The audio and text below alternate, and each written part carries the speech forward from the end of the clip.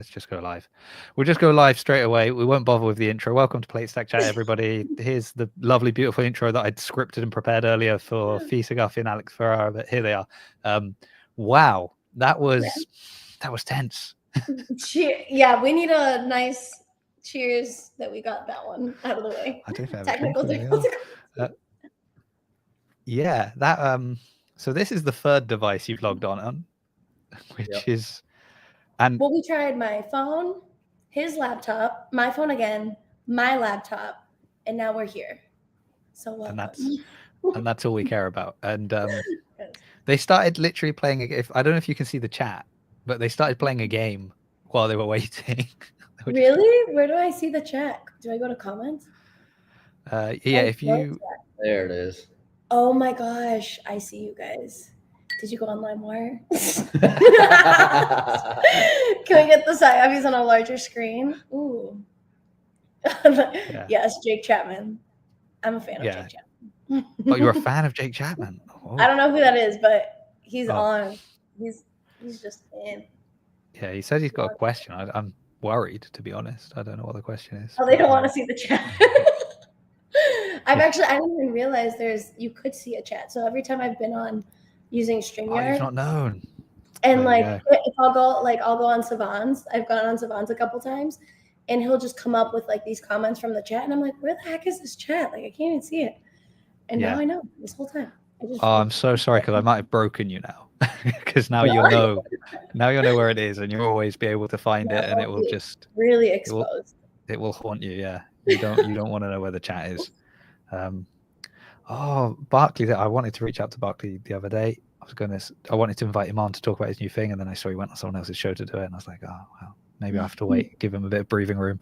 But it's nice to see you, Barkley. Nice to see you, Augustus. Yes, we've taken note you're here. Never go to Savant. Hey. Chat. I'm a. So his chat.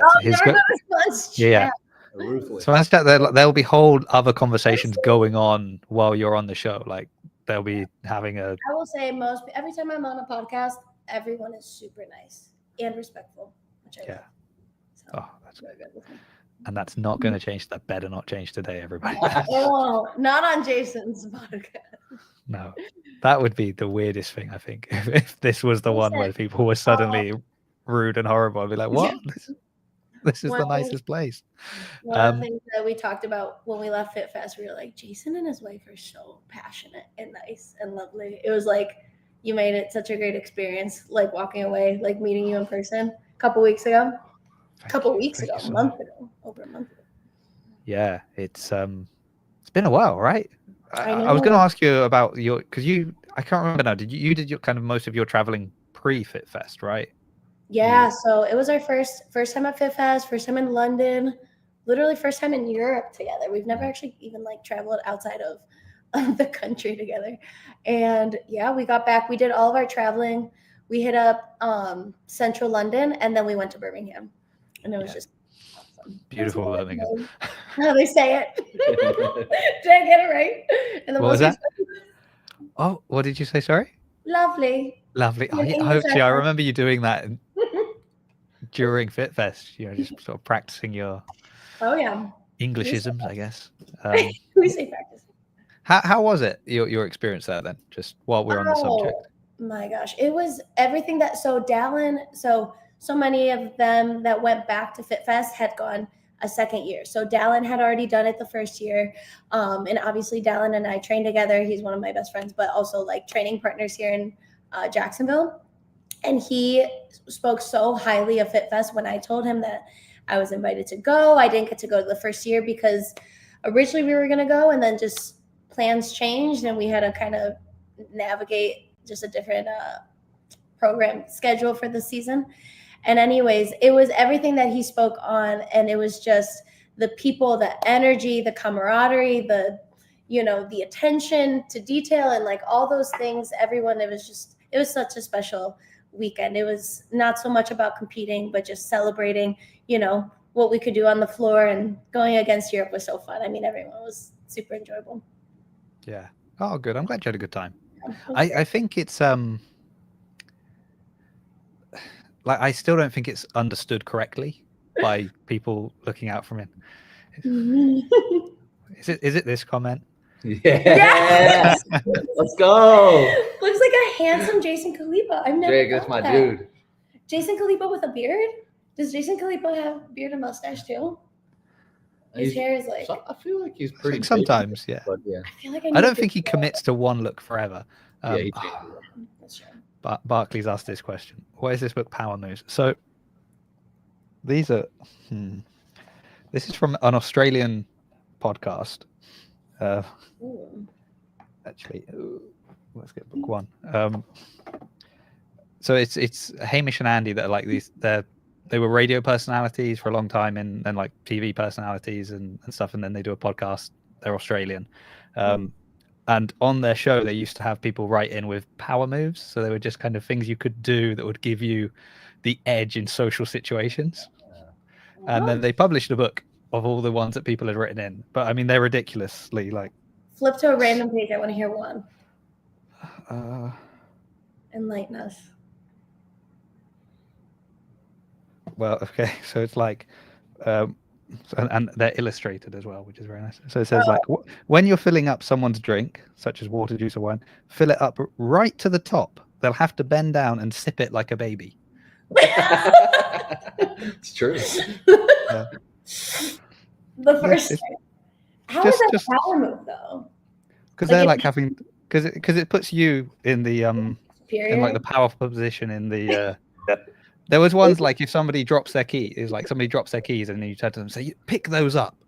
And it's like, it's their keys. They have to pick them up. But now it looks like. Oh, like you're demanding. So they're silly. Yeah. They're very silly, but it's, yeah. I got to make sure to fill Al's drinks up to the brim then. So I'm always. Exactly. There you go. Wasn't expecting the question. So I was, Hey, Jason, nice. Are you going to be at Waza? No, Fee, no.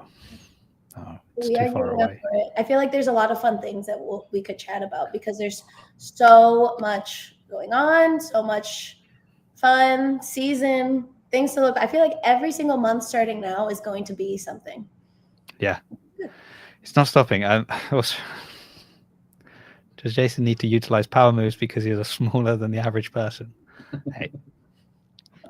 I'm smaller than Alex. I'm taller than Fee. Out right now. Yeah. Before we talk about Wodapalooza, which is coming up, which you will be at, right? Mm-hmm. Yep. I will not be there since 2020. So. Yeah. And I've never been. So you don't want to break your streak. I don't want to break my streak. We'll both keep them alive. I'll be going team this year. So it's always fun because Wodapalooza comes out with the opportunity for athletes to pursue individual, for the weekend or team or both. And that's just like such a great opportunity to kick off the competition year. It's great for us as competitors, more competition, more, opportunities to put it all out there, but also great for brands and the fans. And it's always just a great time. It's, it's the perfect time to kick off a long season. It's one of the ones when I would talk to like people here in the UK and you'd be like, what would be an event you'd really like to go to? Like, what would be the one? And Wodapalooza was always kind of, if that wasn't the answer, it was like the second place. It was always kind of. What makes Wodapalooza fun is I think like there's so many people from so many countries that go. It's like one of those in-state competitions that not every single in-state competition is like that, but Wodapalooza, you get people from all over the world traveling. You get people from Europe and Mexico and Canada and US and like all parts of Europe. And it is just one of those things where everyone just like flies to Florida. Wow. Just celebrate. Well, not everyone, Fee, not everyone. So let's. Everyone except Jason. Except me, yeah. Okay. I do know some people that are going though. Like I've seen a lot of people I know here in the UK that are either going as teams or individuals. Jake, what's your question? Come on, this guy. It's one of those competitions where you naturally ask your friends, are you going to Wodapalooza? Are you going this year? Are you going next year? It's just one of those, you can't say that about every competition. So no. In fact, I had to really ask around to find a guest who wasn't going to make, so that week I can do a show because everyone else is going to be busy. So it's a good problem to have. Jake Sherman, why do we clap? Why do we clap? It's really bothering me. Why we do it? Who was the first person to do it? What made them do it? Jake, are you talking about like why do we clap, as in why do they clap, like the people coming in at the end of an event, or do you just mean in general? Why do we humanity? Clap? Why do we clap? Like if someone does something really good, we just clap. Yeah, I don't know. That's a good question. I've never thought of that. There we go. Well, there we go. Jake, you've asked. We don't have an answer, and I don't know why you'd think we would have an answer as well. It's the other. I just know that when I clap for my golden retriever, she goes nuts and she loves it. So I keep clapping. So maybe that's how the first person did it. Like, oh, this dog really likes this. I'll keep doing that.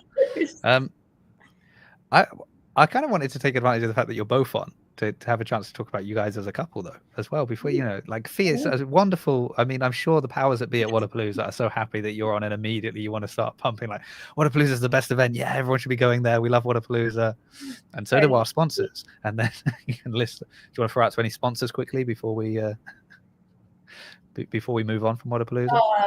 Reebok. Reebok. There we go. Reebok for he's always. Al goes, what should I wear for the podcast? I'm like, the only thing that actually matters, Reebok.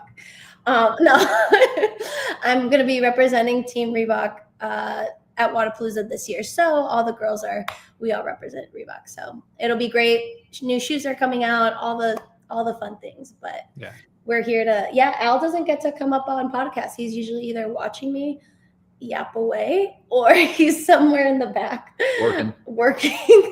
His desk is right there somewhere behind poor guy. So he's there working, and in the background he can just hear you sort of like giggling away, laughing, talking about all these fun events, and he's like, can you ask a question about Al being an accountant? I have a question for him. Are you an accountant?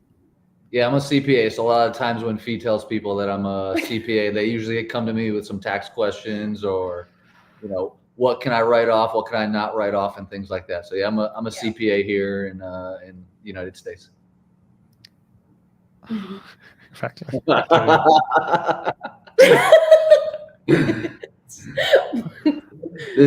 gonna post that? Oh yeah, the tough part is you're asking this question, and in 2 days I have to drive 15 hours because I go drive up to Cleveland for all of tax season, which is this Saturday. So I'll be leaving Fee for over 3 months. So this is like an annual thing that we do.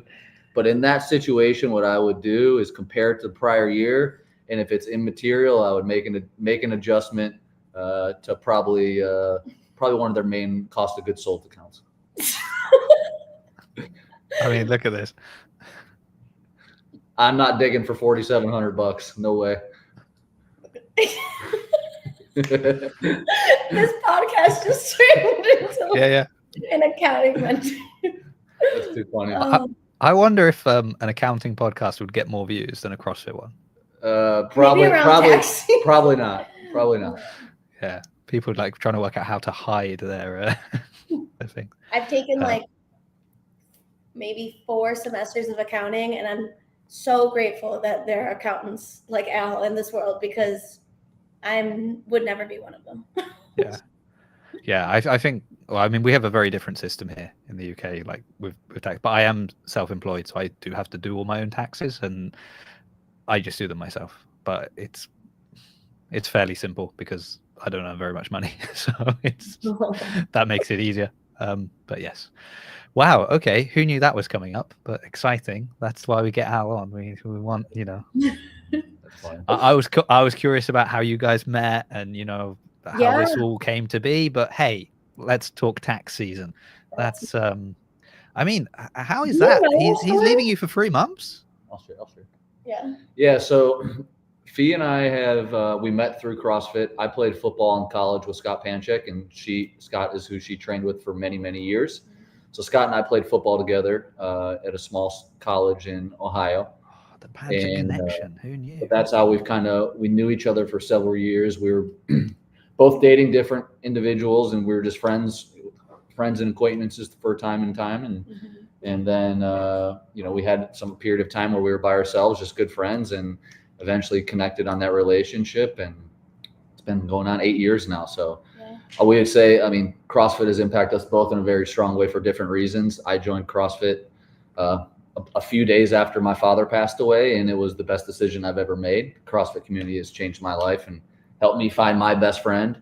And, I would think that, Fee would say the same thing, that it's obviously impacted her life in a very, very strong way, where she lives and breathes it every single day as an athlete and even someone that embodies the community. So we have loved the CrossFit community. The one thing that stinks is that I'm not coaching right now. We went and got our L1s many, many years ago with Scott's wife, Kristen. And, ever since, we came down to Florida, and I don't have the ability to coach in an affiliate anymore. So it's the tough part for me is not having the ability to coach, which is something I love to do.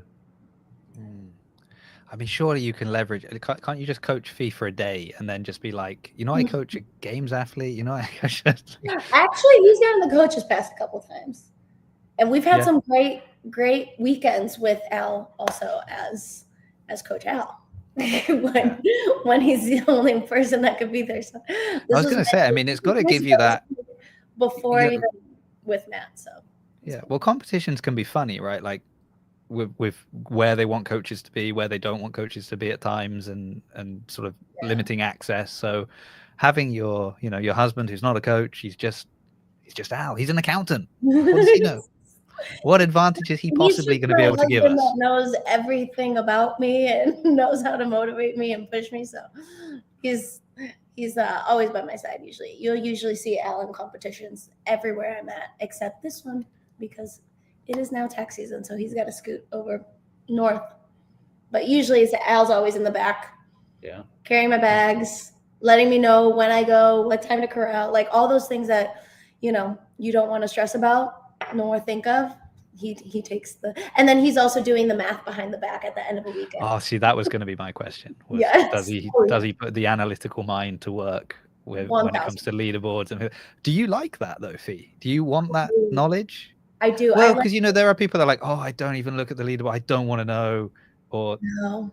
I don't enjoy it. Like, I don't really ask to know up until the end of a weekend, where it's like you got one more event, you got two more events, and you really do need to kind of play the game a little bit harder, especially when it comes down to the wire, when it comes to earning that bid. And you gotta kind of keep eyes. You start to have to keep eyes on certain girls, because that's kind of where you have to play your game a little bit.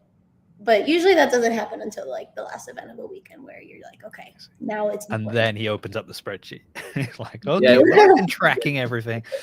2 years ago, when it was really close in Orlando for the semifinals, I did the calculation as everyone was waiting there, and my sister's also a CPA, so she's taking scores and I'm doing the math, and I look at Fee and she's like, I don't know if I'm good. And I'm like, yeah, you're good. So I knew before the announcements came that she was good by 7 to 10 points or something like that. So it was pretty close. I'll usually I remember finishing this was I guess 2023 semis, and I remember crossing the finish line and immediately asking Al if that was enough, as if he just had this answer. And he was doing I could see both of them on their calculators just poking away and checking everyone else's scores and point system. So it's helpful. Everyone needs an Al. And I'm assuming your calculator's on your phone, right? When you're at an event, right? So just whips it out. Well, no, I just think it's the people that don't know what's happening, that look over and see, your wife has just laid it all on the line. She's just given 110%. What's he doing on his phone? He's not even paying attention. He doesn't care. He's just tapping away on his phone. He's texting someone. What's he doing? They don't know what's really happening. They don't know that behind the scenes you are running the numbers. Yep. I still don't even understand the point system, and I feel like at that point it's okay. I just kind of have to give it to him. Yeah.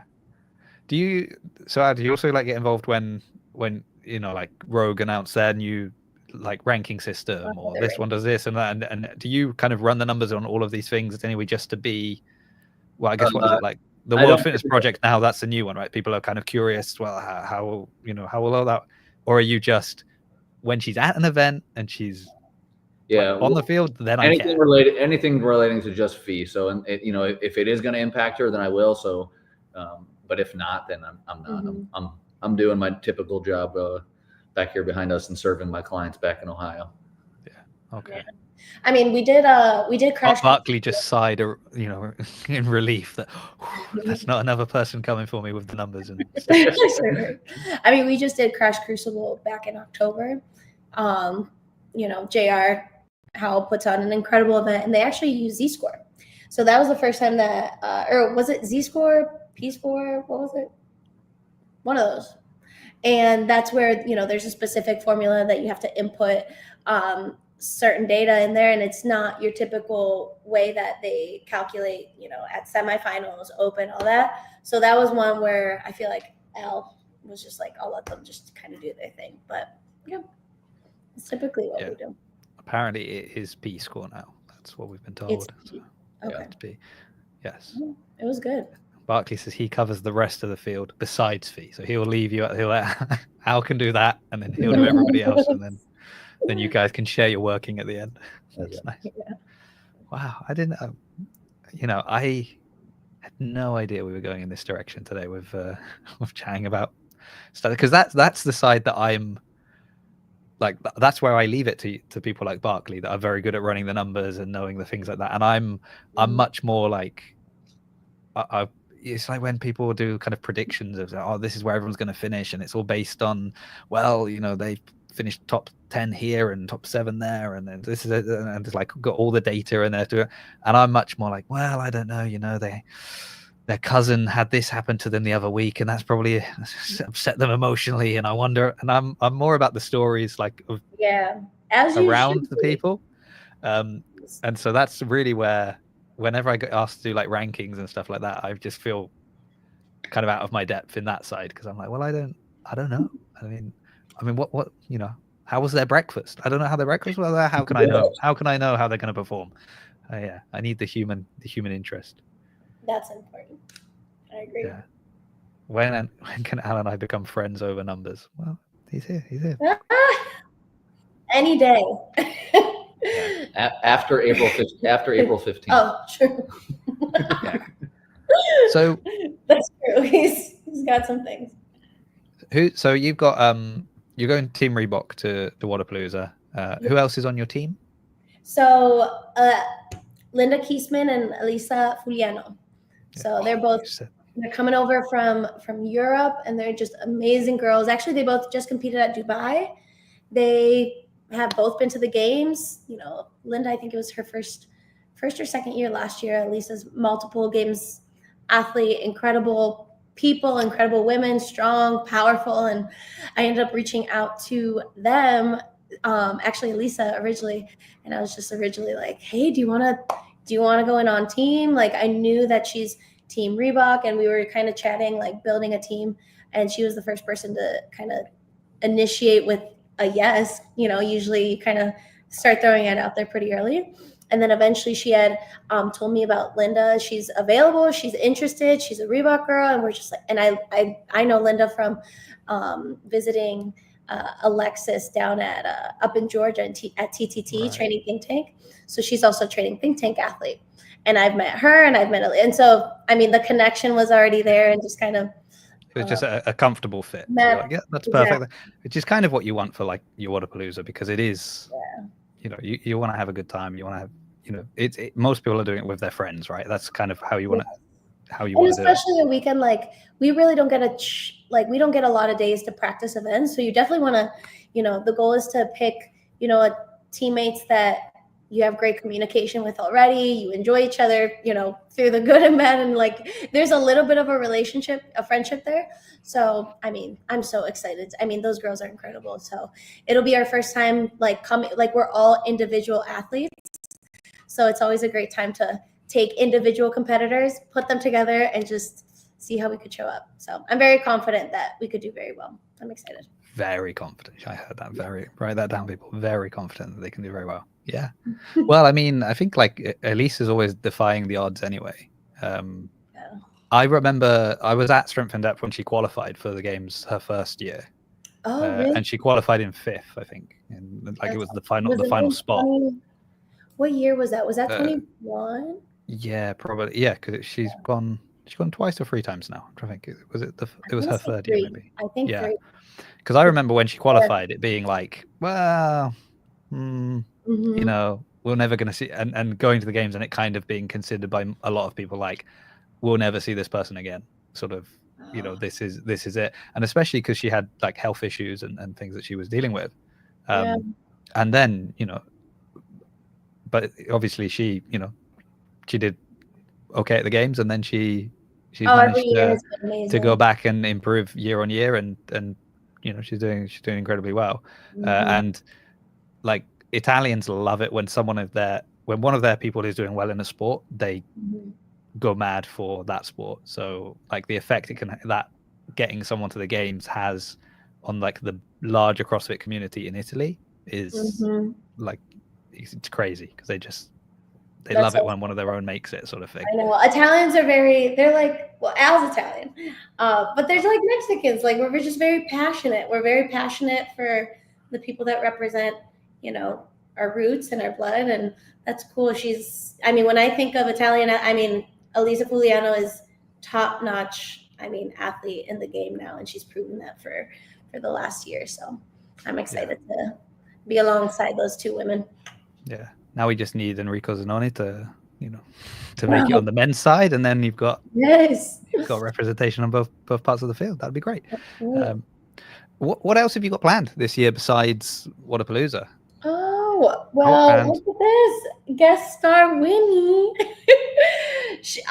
We have, so after Wodapalooza, it's actually going to be, actually, I just chatted with my coach. Like, we literally need to sit down and plan out the rest of the season, because as of the last couple of weeks, games have been rolling out with the partnered competitions. I don't know, what are we calling it this year? Sanctionals, sanctionals maybe? I don't even know. Yeah. But we have the Open coming up in February, right? And then we have, after February, it's the first opportunity to qualify for the games is actually going to be Mayhem Classic. Now, from what I know, that's happening before online semis start to go down. And I guess from what I've heard, the way that they're doing that is a little bit of invitational style, a little bit of like they're using the Rogue leaderboard to kind of dictate who they want to invite to the event, kind of to their own free will on like who they want to also invite as well outside of the leaderboard. And maybe Open. I hope they invite me. Like, I hope they just invite me, because actually I got nice. Well, you want to hear something amazing?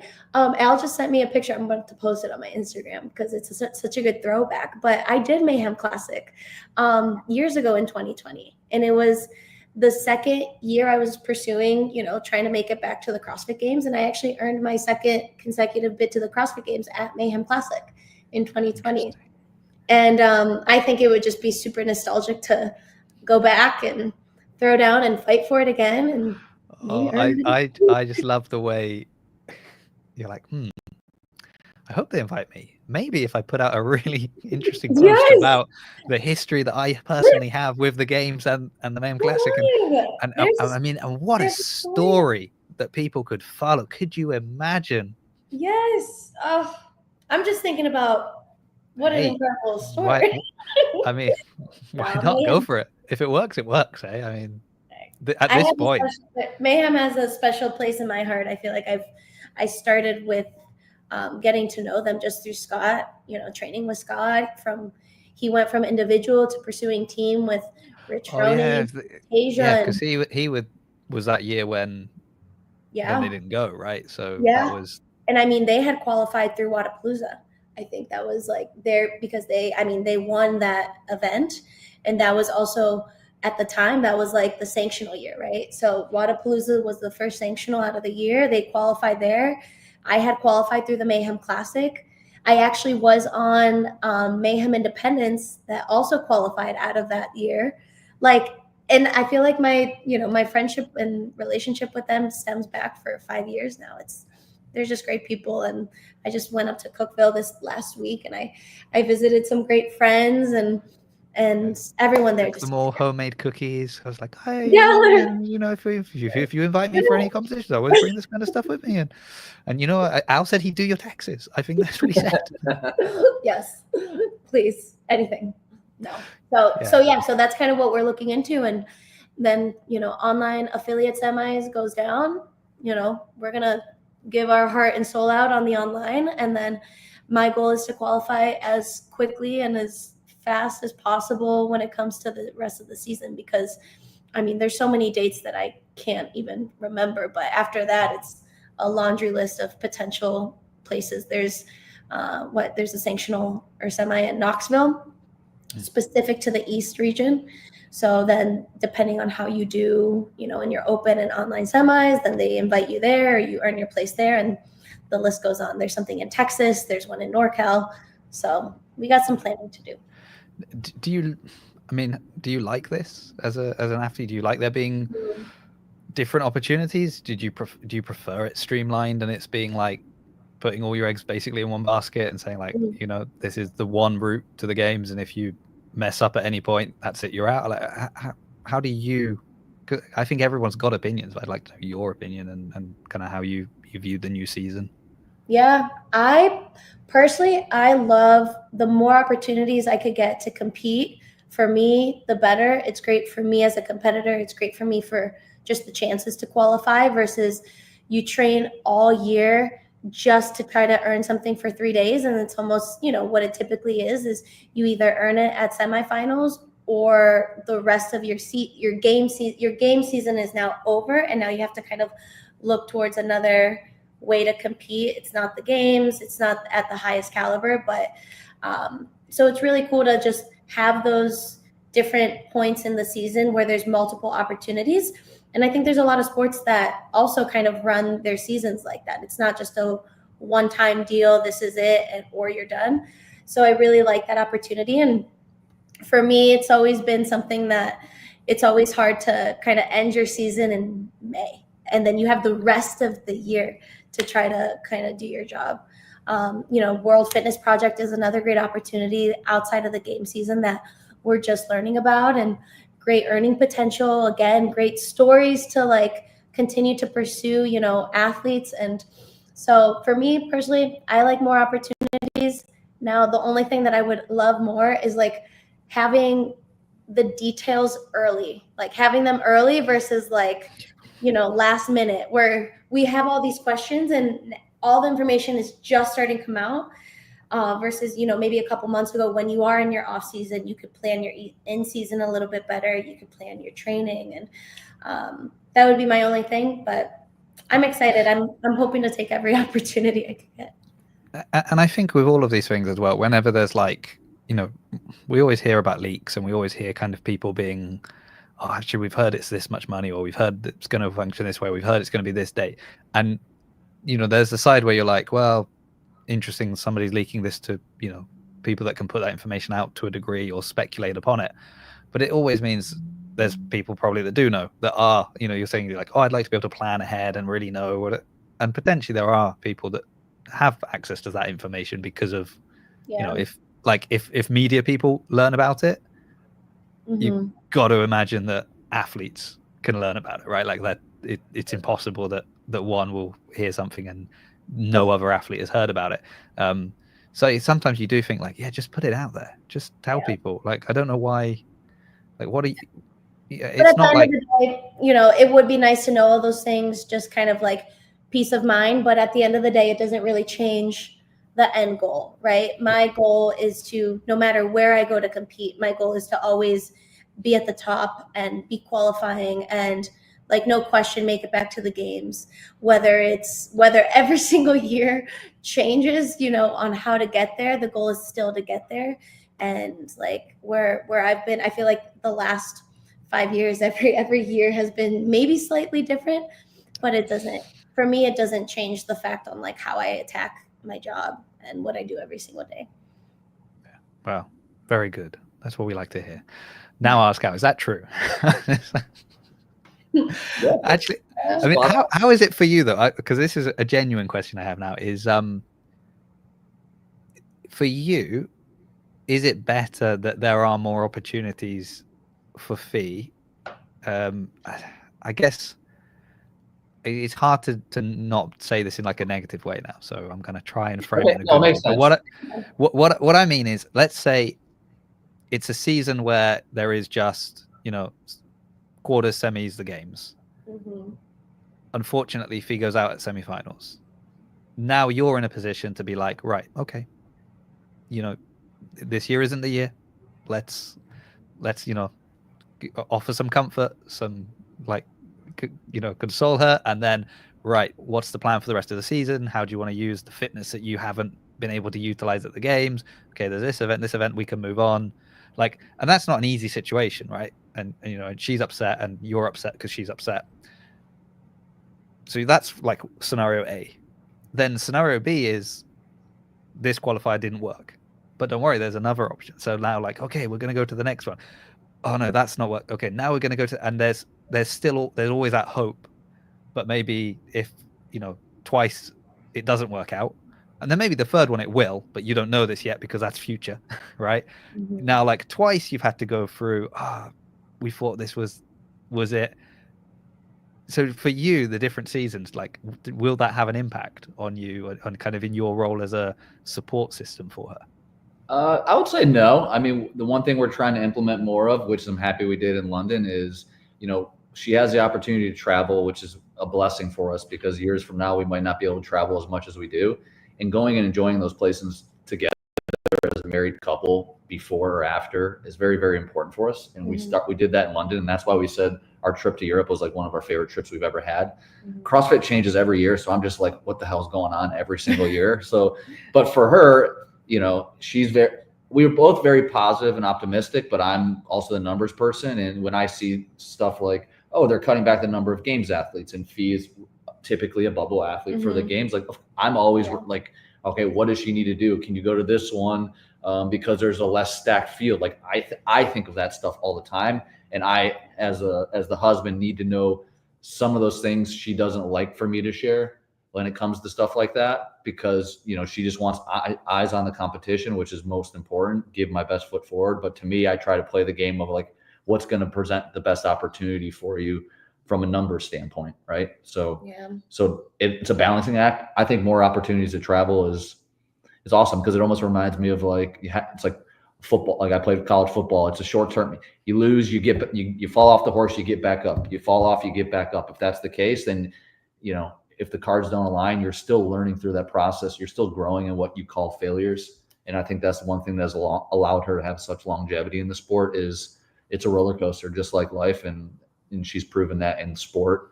And that's what makes this journey in her career just a lot of fun. Right. For sure. Yeah. I guess point, like, and even Barkley asked a good question. Like, well, I was going to, like you do have to think about, especially now with changes, it's like, okay, it's easy to be like, oh, I want to compete at everything, right? I want to give myself every single chance that I can get. And, that's naturally like who I am. I want to take all my chances and I want to pursue, like, I love competing, and I like, it's just it's kind of where I also, learn to be a better competitor, is competing. Like, you could do the best programming in the world, and honestly, the greatest athletes and the smartest athletes are because of their exposure and experience on the field. And you can't always just get that when you're comfortable. And so, kind of to Barkley's question, like, yeah, there's going to be a day where I sit down with my coach and we're really truly going to like lay it all out and be like, which are the ones where my chances are the highest? We're going to be the ones where I could like truly make a move and like get that bid, and which are the ones that I'm like, okay, I would be nice to compete there, but maybe it's not the smartest based off of, what we have working, for us and with us in our favor. Because competing too much, right? There's also a downside of competing too often before you even ever get to the games. You could start to burn out, and the more competitions you do too early, that lessens your chances to just earn your bid, because your body only has so many turbo buttons, right? And to compete and to, compete one weekend and, 3 weeks back, you're in another country, another place competing again. And then you do it again and again, you could only take so much as an athlete. So it is kind of weighing out, you know, the pros, the cons, your strengths, the strength of field. All of that is so important, which is also a reason why it's so important to have this information earlier on. But, you know, you kind of use it for what we get and what we have. And this is like a coach athlete conversation. And it's not a conversation that, you know, goes by easily. Like, you're really thinking of where are the best chances and starting to plan out the whole way. Yeah. I guess as well, then you've really got to be able to kind of have that disconnect from like emotion, right? Because surely all of my friends are going to this competition. These are some of the people I love to, and I don't get to see them very much. And oh, it's going to be amazing to be there and see it. But to Barclay's point, like, yeah, and to what you were just saying, it might be, yeah, they're going to be there, but that is going to be the most difficult road for you to try and make it to the game. So like, as much as you want to be there and you want to see your friends, and what a great opportunity that is, as you're saying, I've actually only got a finite number of, I always joke about that, like in the warm up, you know, they make us like do warm ups and they're stopping, oh, I'll do like some muscle ups or do this. And I'm like, I've got a finite number of those. If we've got to do them in the workout, I'm not sure I'm wasting them for the warm up, to be honest with you. I'll do some pull ups and then we'll be good to go. I think people think that like I sometimes just like compete just to like go see friends, which is like what I've gotten. Like, I love competing for so many reasons, but when it's time to like just get to work and earn it and do, you're vicious, like, no friends. Like, this is my job. I take my career very seriously. Like, Al is truly like the only one that like gets to see how selfish, unfortunately, I can be because of my career. But I think what a lot of people see is like sunshine, rainbows, butterfly. Yeah. And but when it's time to, you know, get back to the games and just really do my job as best as I can, I'm there to compete. And along the way, you know, I get to, you know, see my friends. It's great, but I'm not going to competitions to see my friends. I also feel like I have friends. I'm lucky. I have friends everywhere I go in this space. But I'm definitely not choosing which competition I'm going to based off of friend time. I love the idea. Like, I'm not going to see my friends. I'm going there to destroy them. They will. And hopefully, from the mat, I could cheer them on. Yeah. No, well, I do think, you know, and look, you know, we spoke about this at the end of Fitfest in that, you know, that little chat we had there, that I do think people, they do see you in a certain light. And, you know, and I was saying how nice that was for him to hear people speaking about you that way. And even if, I suppose as an athlete, there could be a level of frustration, right? Because it can seem like people are, I guess, undermining how serious you are about what you do, right? It's like, you know, Fee, she's, you know, where's that killer instinct? She's all friendly. She's that. Yeah. But I also think partly though, that is because you are, which is rarer now than it used to be, but you're very embedded in the kind of CrossFit ethos, and just, you know, you love coaching, you love teaching people, you love being involved, you know, you want to drop in at an affiliate, you want to spend time with people, whereas other athletes want to train and to be on their own and not to be interrupted and disturbed when they're training. And there's also that thing of like, just because you're a great athlete doesn't necessarily mean you know how to coach anyone. And I know that because I also heard some athletes saying that at Fitfest when they were having to run workshops. I mean, like, oh, I don't really know. I don't actually coach. A lot of people, didn't it? The coaching side of it. You're right. Yeah. So I imagine there is, you know, some layer where people know you not necessarily through your competitive side, but through just other things you're doing within the space. And then they also see you compete. And it's like, oh, and I see them compete, and that's wonderful. But you're absolutely right. Like, you have to, you know, be ruthless when you compete, right? You're if somebody drops the barbell behind you and you hear something like a shout, you're not like, oh, I'm going to stop and turn around and see what's going on, right? Like, your blinkers are on, you're going. Yes. No, that's so true. And then, you know, I think being competitive, there's not one definition of how to be competitive or what does being competitive look like, right? To some people, being competitive is being angry and, you know, literally not acknowledging your competitors and not cheering for anyone and just getting the job done and like moving on. And that's what being competitive is. And to other people, like, and to me, being competitive is different. I when it's time to compete, I'm just focused on me. But at the same time, I will never disrespect, any one of my competitors. And I will always find ways to even take the time to like learn from other competitors, ask questions, congratulate people that are just incredible on the floor. And I could learn something from them and connect with them in a special way. And sometimes that does come off as like, oh, she's not aggressive. She doesn't want it enough because she's just celebrating other people. And I understand that, but also I'm not going to change who I am. But man, I feel like when I compete, I just feel a different sense of joy and happiness. And like, it's the people around me that truly bring it out of me. And it's the best feeling in the world. I think maybe it's giving you I mean, I can imagine it giving you a psychological edge over some of your competitors, because if you're grimacing through a workout and the person next to you is smiling, like that's worrying, right? Like, oh, why is it, how is she enjoying this? Like, this hurts. Like, uh-oh, she's got another gear. I think I have, that's special to say. Like, I think when it comes to qualities that I get to bring, to the competition floor, I think one of the ones is like truly just enjoying, the moment and being fully present in the work that I'm doing, but also even just having short-term memories for moments that maybe didn't go my way, or, finishes that maybe are a little bit lower than what I was hoping for, and just like having it in the back of my mind, and learning from it, and then kind of putting it away and trying to be as positive as I can for the next thing. Where a lot of competitors that I've met and that I know, like, they store those emotions and they take it to other events and they take it to next events, and it keeps hurting them. And I think I've learned to be at least a little bit better with, I guess, how I handle hard and adversity and how to kind of overcome that. And maybe I store it in a way where it's healthy in the moment and I'll just feel it the next week.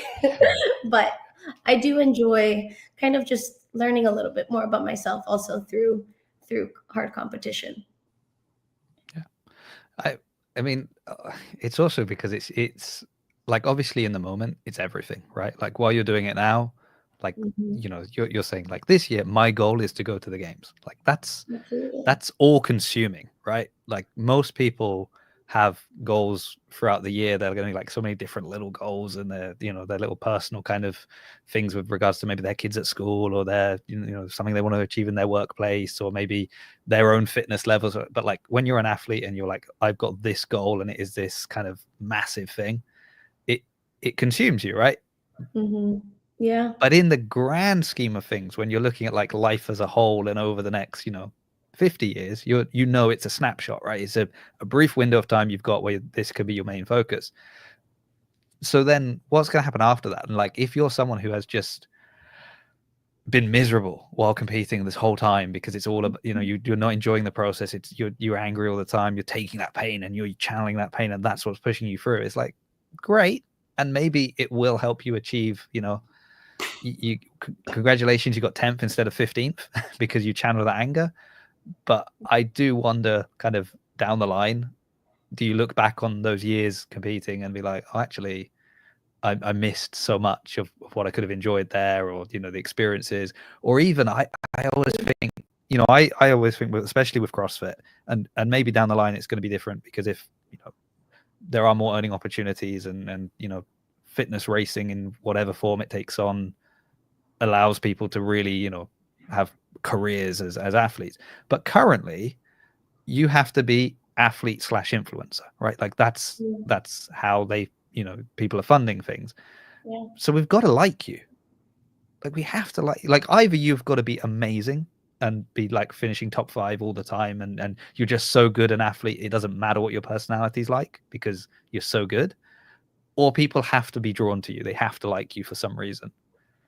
And ideally not the same people liking all the same people, because otherwise, there's only so much protein powder someone can buy, right? So if they all like, if the same people are following everybody, that's not helping, right? So I think being an athlete that's going to attract people that are like, I like her because I like her personality, I like that she's fun, I like that she's friendly, I like that if I stop her at an event, I think she'll be polite to me and smile and not kind of, backhand me away and go, Yeah. I'm in the zone, get away.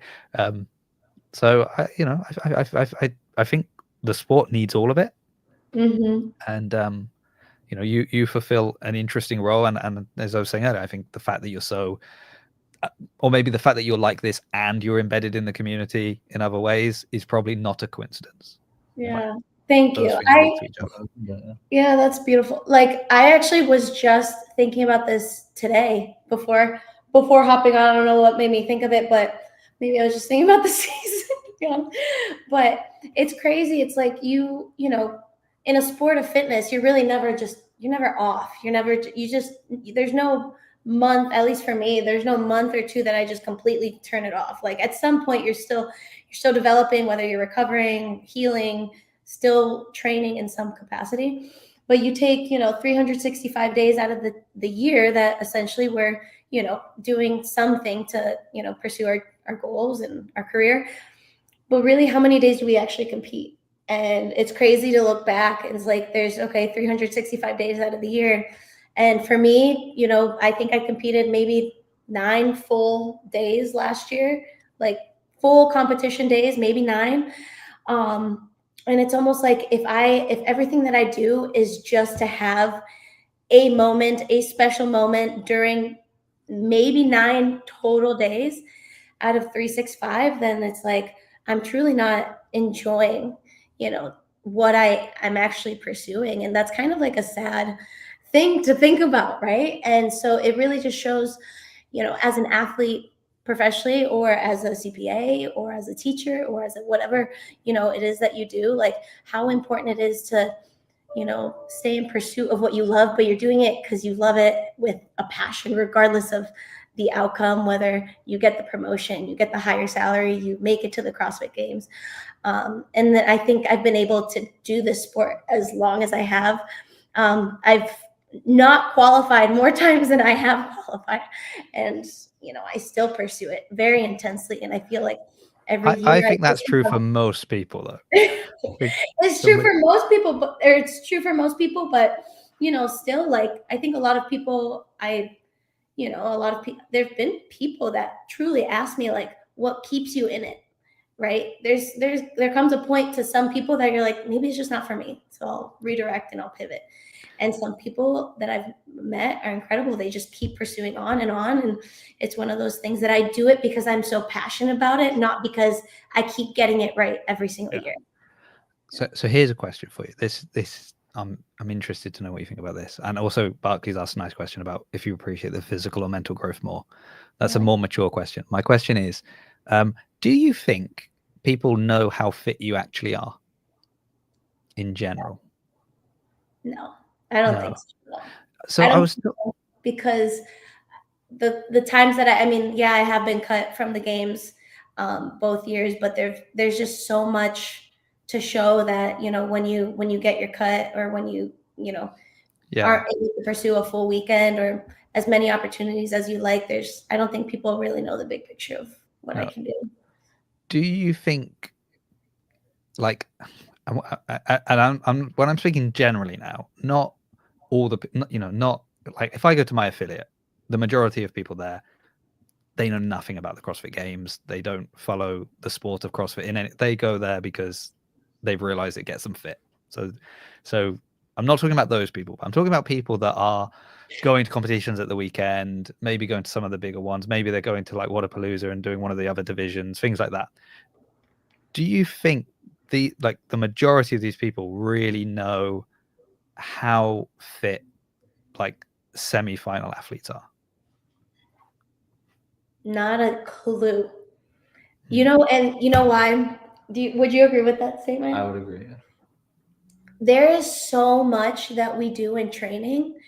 So much. Like, training is so much harder than competing. I'll say that. And I think so many people agree with me. There's just so much that we really do work on developing and enhancing and pursuing and learning, and that doesn't even get tested always, right? Like, if you think about how many hours, a lot of professional athletes, a lot of full-time athletes that really are, at the top and elite, you think about how many hours we spend every single day in the gym to just test a 5-minute event, to just test a 10-minute event, to just show off one max lift. Like, there's so much that we do within training, and we get to develop it. It's just a matter of, does it get tested or not? And you only get 3 days to test 7 events, 10 events, 6 events. Like, so for what a lot of it, and that's in any sport, right? You really don't get to see the capacity of a true athlete because, time is limited and you don't get, a full window of time, to take a peek. But it's really cool to, to work on those things behind the scenes in your training grounds. And you just hope that you get the chance. And when you do get a chance to perform, you get it right. Because a lot of people also don't know that there's things that happen on the floor, events that we've practiced many times, that on competition day, we're just not getting it right, but we've gotten it right before. And it's just a matter of sometimes just executing when the time matters and when the moment matters. And that's also something that I feel like people don't truly understand. I wonder if more opportunities means we're going to see more of these people that kind of are just scraping into some of these opportunities that will for the first time get to, and maybe at their affiliate or, local comps they've gone to, they are, they're running away with it, right? They are the one to beat. And maybe they're going to get to experience, they truly believe they're a semi-final athlete. And I know it's not semi-final, whatever, okay. But, they feel they're that level of athlete. And maybe this will give them the opportunity to get there and then discover, oh, wait, actually, like the fact that some of these people made it to the games I think it's one of the things where you can kind of comprehend, like you can look at, I can look at people at my gym that go to events, and I know that how much fitter than me they are, and it's like it's evident, right? Like some of the two of the coaches and were on a team at Triple Threat, so they were doing like some of the events you were doing at Fitfest, right? Like I know those guys are so much fitter than me. Like I don't even question it at all. But we got to see like the elites take on the Triple Threat workouts and the difference that you've got, like, of this level of athlete, right? And I just think it would be interesting now if you do have these more opportunities and we get to see athletes performing in different places and going against people that maybe we don't know, new names, just to sort of see like, oh, hold on. Actually, I thought this guy was really, really fit, and now he's thrown down with these people, and I've realized he's still way fitter than me, but there's another level again, kind of thing.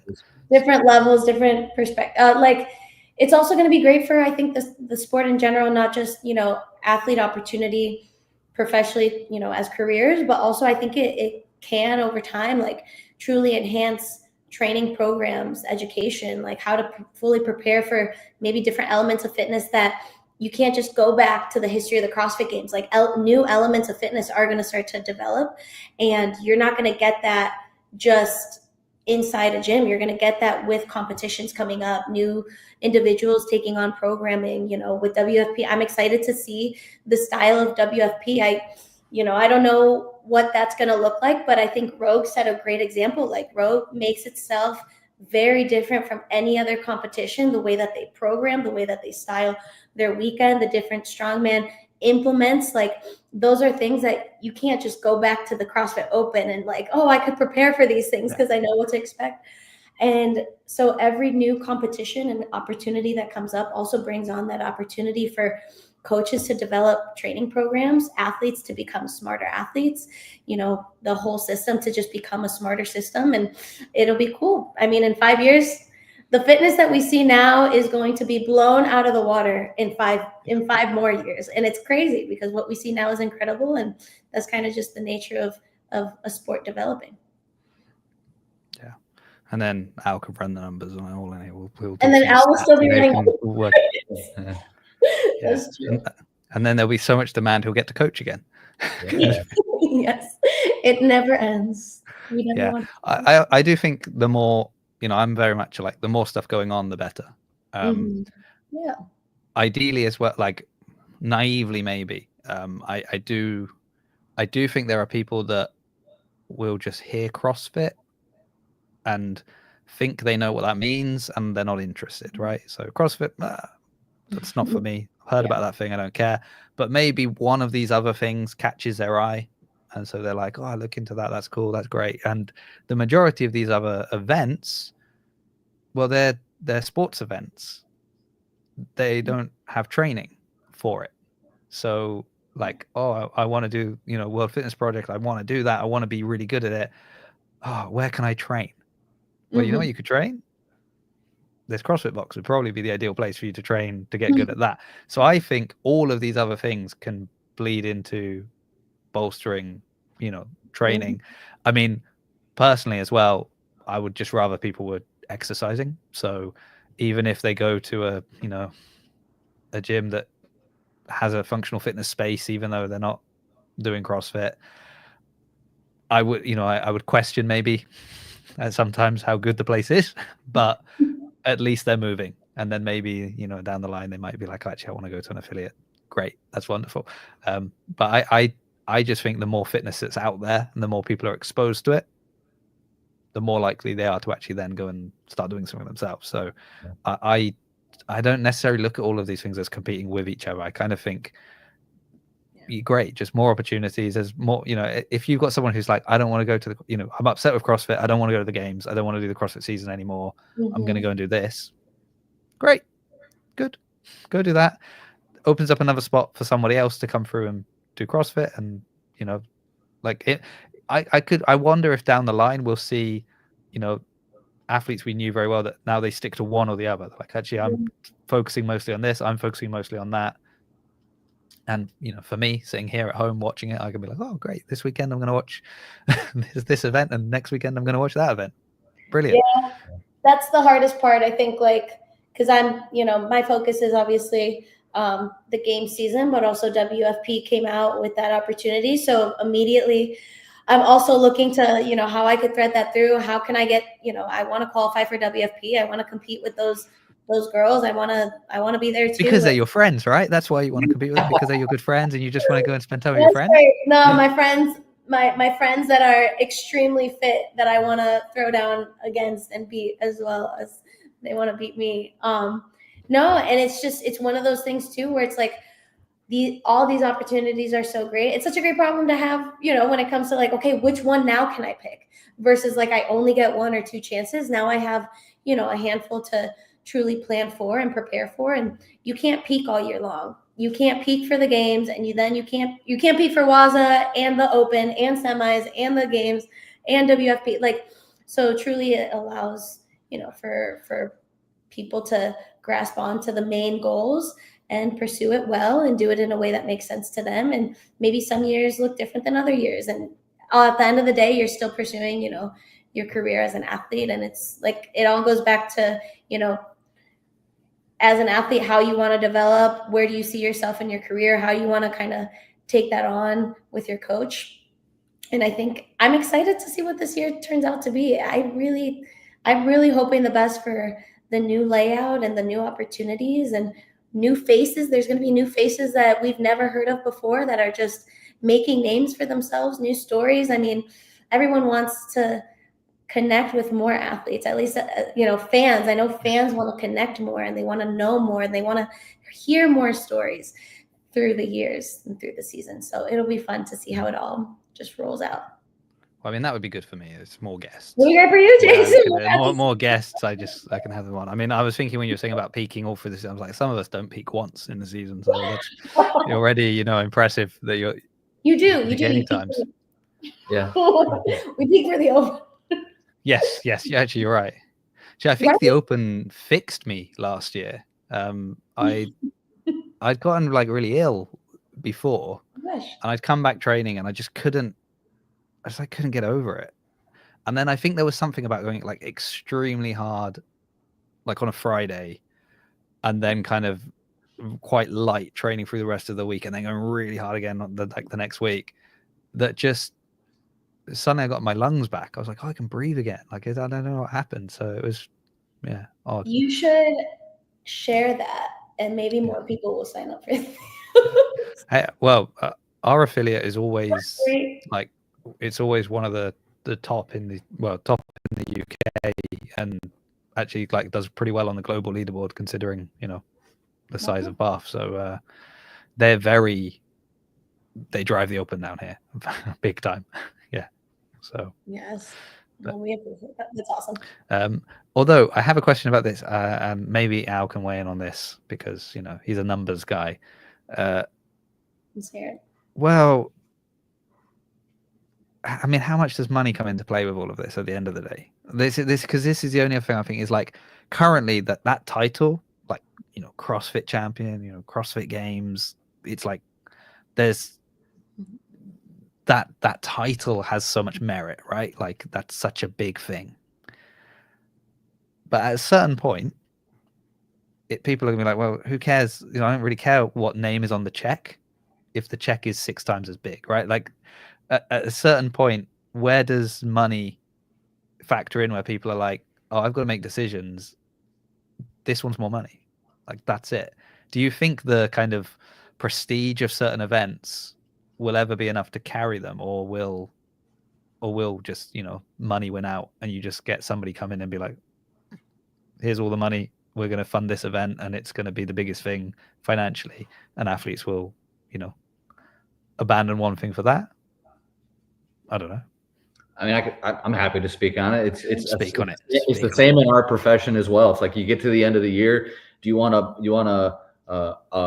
pizza party or do you want a $200 bonus? People naturally want more money because it's a resource to allow to provide for your family. Mm-hmm. For what she does, she's blessed to have amazing sponsors that allow her to finally pursue this for so long. For so long she was paying to do the sport, which it just shows like the passion that she's had for it. But for us, we stick by a budget and we don't determine anywhere where she's going based on the winnings ever. Mm-hmm. We never do. Yeah. For her, it's almost like if you win money at these events, it's awesome and it's great, but it's more just focusing on what your goals are for that year. And then I always say, if you focus on who you are as a person, what you value, what your passions are, and if you pour back into people, which is something that she does, I always say the money and the success follows. So if you just focus on who you are in your core self, everything else kind of pans. There's always struggles, right? But things naturally pan out better in that way. So if there's something that she could potentially win $10,000 versus $2,000, I'm going to say, yeah, you're going to the $10,000 one, right? But also I also look at it from a perspective that it's based on what she wants to do for herself and her career, and being able to support her is what's most important while she has these years left as a competitor. Mm-hmm. Yeah, I see. Okay. And yeah, at the same time, you're like kind of dropping hints about that thing you really want that's about $10,000, and you're just like, we're thinking about getting this thing, but it's about $10,000. Oh, I don't know where we would find that money. Who knows? Who knows? No, but you wanted to do that $2,000 event, right? Yeah. Just don't worry about it then. I think naturally though, like when we do see competitions that have big payouts and big earnings, that kind of like speaks on how elite that competition will be, right? Like, naturally, wherever the most money is, you're going to get a lot of athletes naturally they will fly anywhere for, big checks. Well, that's it. Cause like Augustus is saying, you have to consider the exposure you get at different competitions, but like but this is the point, right? Is like, if there's an event and it's got such a pull financially, it's not like, oh, nobody knows about this fee. This is a secret competition that's paying out £50,000, and all you get, you're only going to have to go against like these local people. It's going to be a walk in the park for you. Like as soon as someone hears there's an event paying out a lot of money, right, we're all going. So, and if everyone's going, by default, that's going to lead to exposure because people are. And then potential for that competition to keep growing, and it's huge. I mean, that's not everyone. I'm very blessed with incredible sponsors. Like my sponsors, all of them. I have such an incredible team. They are the reason that I can pursue this full time. I'm not, every time I'm competing, I'm not making 6 figures. I'm not making 50 grand every check. It is hard to, my first year at the games, I made nothing. Like you don't get anything for 24th place at the games or whatever. And, you know, you don't get anything. You barely make it through semis. Maybe you break even barely, like for the weekend. Like you're not really making much when it comes to a lot of things, like unless you're standing on the podium, truly.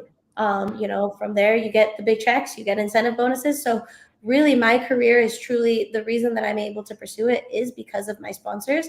And that makes me work so hard to pursue it on the competition floor and just truly like show out and give my best. But money is, I mean, financially, those competitions that pull out those big checks, like we're also chasing that for financial reasons. Yeah. Augustus is saying Dubai. It's Dubai. Dubai. That's, I mean, Yeah. Dubai, Rogue, Wadapalooza. I mean, those are like, you know, top 3. NorCal, 25 grand for first place. NorCal came out with their competition. Colton Mertens sweeped it. And I think Colton Mertens standing on the podium, Tudor Magna, Taylor, like they all got, you know, great checks out of that. And that was one that I don't think, you know, that was one that came out. And I remember 2 years ago not hearing about NorCal, and I just immediately saw 25 grand to the first place. And I'm like, I have to do that competition now. I was actually supposed to compete and I got injured a couple. There we go. You see, so it is on your radar. It is. It's very important. Money does like send it up the feed a little bit on Instagram. I'm like, oh, hold on, what's that? Yeah, but it also comes back to like, you know, the professionalism of that competition. Naturally, you're gonna think, you know, if there's more funding and more sponsorships and more money coming in, there's a certain level of elite and professionalism to this competition. Just like, you know, Dubai. I mean, you want to think that's we hope that. Now I can't go to, you know, who's ever running ship and just like, what are the logistics behind this company? Like, but I mean, that's the quickest way to earn, you know, athlete interest. Mm-hmm. Yeah, it's interesting. I mean, so I think we've got like my philosophy now is going to competitions is I'm trying to not lose money when I go there, because I had people like say, oh, you know, it's like with the Wadapalooza thing. I'm not going to Wadapalooza, but even other events, people are like, oh, well, you going to this one, you going to that one, and I'm like, you do realize that every time I travel to an event, I'm losing money, right? Like it's costing me money to get there. And unlike any of the athletes, I don't even have a chance to win money. There's no podium for media. There should be, but there's not. So, Winnie doesn't want me to go anywhere ever. No, just like stay home all the time. Yeah, I agree. Just do online qualifiers. Do them from home. I'll be there. I'll watch you. That'll be fine. Yeah. Okay. Well, that's interesting. It sounds like you've got a busy, a busy year, right? I mean, we're still in January, and the year is looking for. I'm just going to quickly check if I'd asked you about travel. Oh, I was going to ask you about last week because you were traveling last week as well. Oh yes, my little Cookville. I've been traveling a lot. I went up to. I'm great friend. Like I said, I'm great friends. I got to see Haley, some of my friends, Nina, Jess, Jorge. Like all of them, like are up there, and I'm great friends with all of them. Okay. I think I need to hire you, Fee, as my booking agent for the show because you seem to be great friends with everyone. That could be convenient. Well, Dom D'Agostino, he's one of the head coaches up there, and he used to coach us. Like he used to, be a huge part of my team and coach us here at Brew. And we just kept such a great relate. Like they're just such good people, and it kind of all goes back to we touched on this a little bit, just like the importance of just truly like being present in your journey and truly like not losing sight of what's really important. And those are the relationships that you get to build through the sport. And that's not a transactional thing. Like those are things that truly like stay with you, especially the ones that just make you a better human. And all those people up there are very special. And the relationships that I built through Brew and through my sponsorships and just through the sport. I mean, I've become such great friends with so many, and I don't take that for granted. So it was one of those weekends, especially where I'm thinking about the season and I'm thinking like, man, the season's going to be long and it's going to be hard. And one of the things that I don't ever want to lose sight of is spending time, with friends that I adore. So it was one of those weekends where I'm like, I'm going to come up.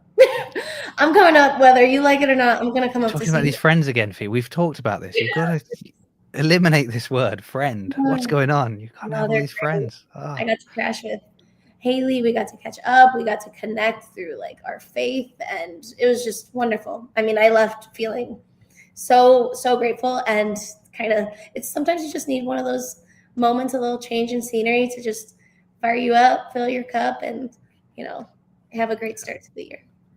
Yeah, especially when your husband's about to abandon you for 3 months. We're used to it though. Like, we've been together for a long time. This is our the third year experiencing the tax season hiatus. Yeah. Well, have fun with that. I'm sorry for you. That sounds. I get to just be in the sun.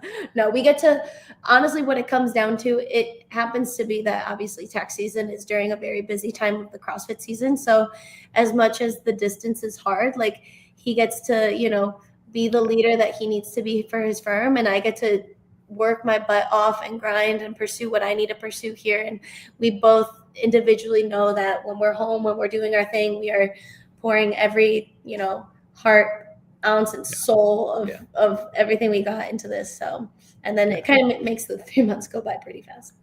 Yeah. And I mean, actually, like, it would be worse if they were different parts of the season, because you would be like, he would be, oh, I'm so busy and focused on this for 3 months. And then you're like, oh, now I'm busy and focused on this. And so, like, when you've got time together, you're not really together because you're both sort of actually focused on other things. So kind of, to a degree, having it at the same time means the other 9 months.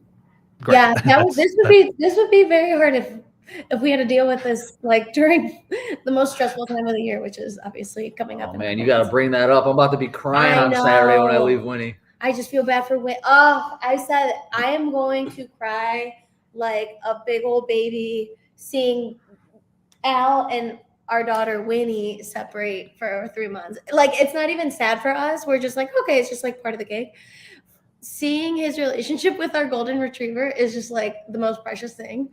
And I actually convinced him to get a gold. Like, but you know why? Because, as we've just said, you're focused on the games.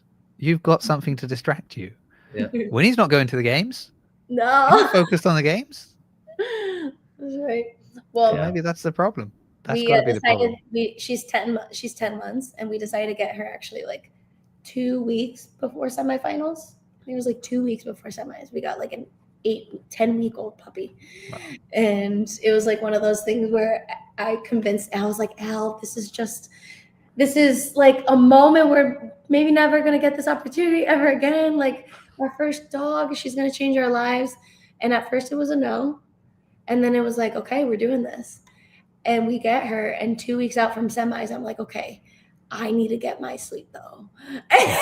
Yeah, I had to go sleep in the damn guest bed with the dog. He went to my sleep. But it was all my idea.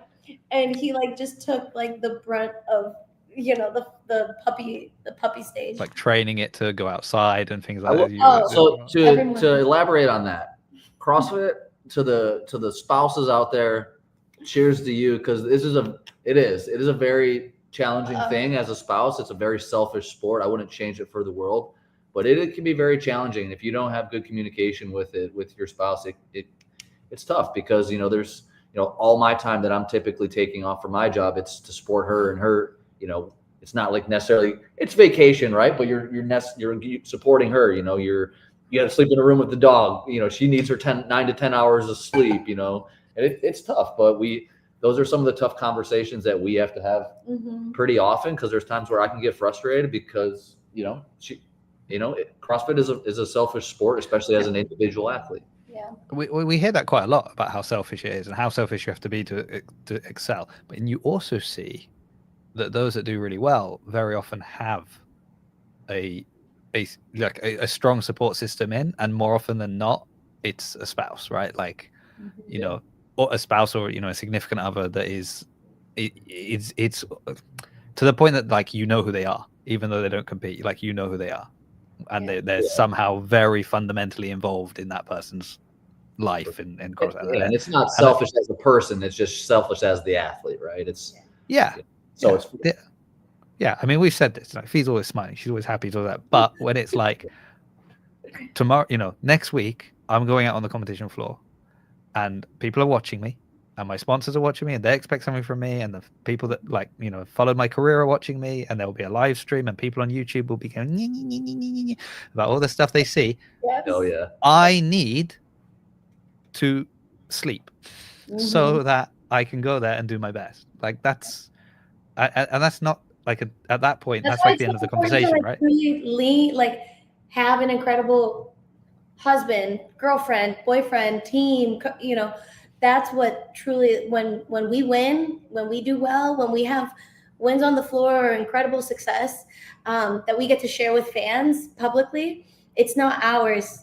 It is our team's, and it's the people at home that see us every day. It's the people that support us from afar. It's the people, our coaches, our training partners, our affiliate communities that support us and understand us. And so anytime we get to share incredible moments when we get to do our job and compete, all those highs and all those lows, it goes back to the team that we're surrounded by. And truly, they're the reason, they're the fuel to our fire every day. For me now, if I'm at an event and there's a heat win, I'm just not even going to talk to the athlete. I'm going to be like, look, just go to their husband. You don't deserve this. Where's your husband? Right, he's over there. Just be like, you actually won. Exactly. Where did you sleep last night? Yes. How much sleep did you lose to make this win possible? Wonderful. Wow. Okay. So this has been fun. I've enjoyed. I'm glad we got to do it. I'm glad Tech somehow held out, and we managed to get it. I love it. Alex, all the best on your trip, and work hard. Fee, you've got the whole season is ahead of you now. Don't forget me once you start qualifying for things, and suddenly you're far too busy. And I will. I'm glad. I'm glad to. Let's do this again. Thank you, Barkley. Barkley. I am conscious of the fact that it is 20 to midnight here. That's crazy. We were actually just thinking, we're like, does Jason just I said that. I was like, just get on at 10 o'clock at night. Yeah. And I ordered food before the show, and it didn't arrive before. Oh no! All right, go eat some dinner and go to bed, man. So I am going to be heading off in a minute. I will be back on Sunday with another couple. We have the Domits. They'll be joining us. So, I love them. Oh, I'm excited. You're getting the whole Fitfest crew then. I'm getting the whole Fitfest. I had Shelby Neal on last week. We're yes, I saw. We're working through it. But Fee, we'll be in touch because, as I said, you're going to book in the next 20 guests. I think, by the sounds of things, they're all your friends. So that'll be nice. Just tell them, just be like, oh yeah, Fee's friends. Yeah. You can have them. Jason, it was a pleasure seeing you. Thank you, Jason. Thank you, guys. Barkley's going to take over the stream and do another hour. Both of you are welcome back on any time, and you don't even have to be together. Alex, you can come on. We can come and talk tax. I talk enough of that. Well, we can talk about anything other than tax because I'm terrible at maths as well. So that's not me. But yeah, thanks guys, and thank you everyone for watching. Thank you, Barkley. Appreciate you being here. Means a lot to me. And of course, also my lovely guests, Fee and Alex. Take care, everybody, and we'll see you all. I don't know.